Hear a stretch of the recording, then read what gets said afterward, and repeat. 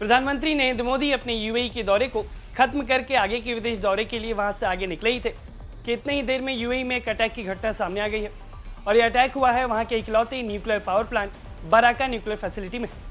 आपको बता दें कि यह अरब देश का पहला न्यूक्लियर पावर प्लांट है जिसे दक्षिण कोरिया की मदद से तैयार किया गया और इस पर एक ड्रोन अटैक सामने आया है। ये एक बड़ी घटना है। क्या है ये पूरा मामला, जानेंगे आज के इस वीडियो में। नमस्कार, जय हिंद, मैं हूं राहुल और आप देख रहे हैं भारत तक। दरअसल यूएई के रक्षा मंत्रालय के मुताबिक 17 मई 2026 को पश्चिमी दिशा से 3 यूएवी ड्रोन यूएई की सीमा में दाखिल हुए।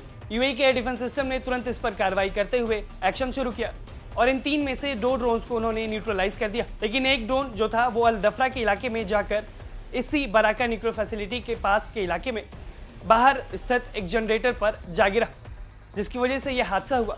ये ड्रोन एक इलेक्ट्रिक जनरेटर से जाकर टकराया, जिसके बाद वहां पर आग लग गई। हालांकि रात की बात यह रही कि आग पर तुरंत काबू पा लिया गया और न्यूक्लियर सिस्टम पर इसका कोई भी असर नहीं पड़ा है।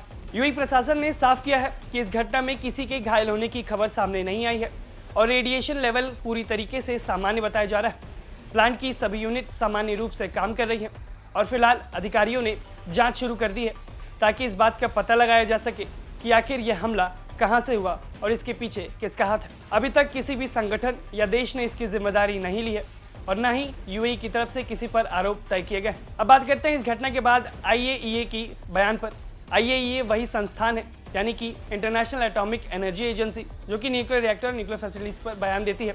उन्होंने एक्स पर पोस्ट करते हुए जानकारी दी कि न्यूक्लियर प्लांट पूरी तरीके से सुरक्षित है और रेडिएशन का कोई भी खतरा नहीं है। एजेंसी के मुताबिक ड्रोन हमले से प्लांट के अंदर नहीं बल्कि बाहरी हिस्से में मौजूद एक बिजली जनरेटर में आग लगी थी। फिलहाल यूनिट 3 को बिजली देने के लिए इमरजेंसी डीजल जनरेटर का इस्तेमाल किया जा रहा है और आईईए के डायरेक्टर जनरल राफेल ग्रोसी ने इस घटना पर गंभीर चिंता जताई। उनका कहना है कि न्यूक्लियर पावर प्लांट के पास सैन्य गतिविधि या हमला बेहद खतरनाक साबित हो सकता है। उन्होंने चेतावनी दी है कि ऐसी घटनाएं बड़े परमाणु हादसे का कारण बन सकती है, इसलिए न्यूक्लियर साइट्स के आसपास अधिकतम सैन्य संयम बरतना चाहिए। ऐसा संदेश उन्होंने सबको दिया। अब अगर हम बात करें बराका न्यूक्लियर पावर प्लांट की, तो ये करीब $20 बिलियन यानी लगभग 1.6 लाख करोड़ रुपए की लागत से दक्षिण कोरिया की मदद से तैयार किया गया और इसका संचालन 2020 में शुरू हुआ था।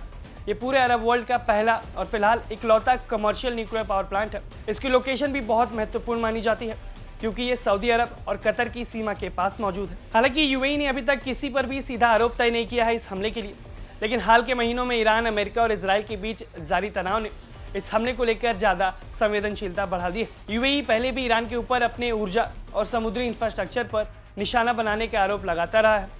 वहीं ईरान लगातार ये कहता आ रहा है कि खाड़ी देशों की जमीन का इस्तेमाल अमेरिकी हमलों को करने के लिए तैयार किया गया, इसलिए ईरान आत्मरक्षा के लिए उन पर हमले कर रहा है। अब इन सब के बीच बराका न्यूक्लियर प्लांट के पास हुआ ये ड्रोन हमला न सिर्फ यूएई के लिए चिंता की खबर हो सकती है, बल्कि पूरे पश्चिम एशिया की सुरक्षा के लिए एक चेतावनी भरा संकेत भी हो सकता है। आप इस हमले को लेकर क्या कुछ राय रखते हैं, हमें कमेंट बॉक्स में ज़रूर बताएं और ऐसे ही तमाम खबरों के लिए देखते रहें भारत तक।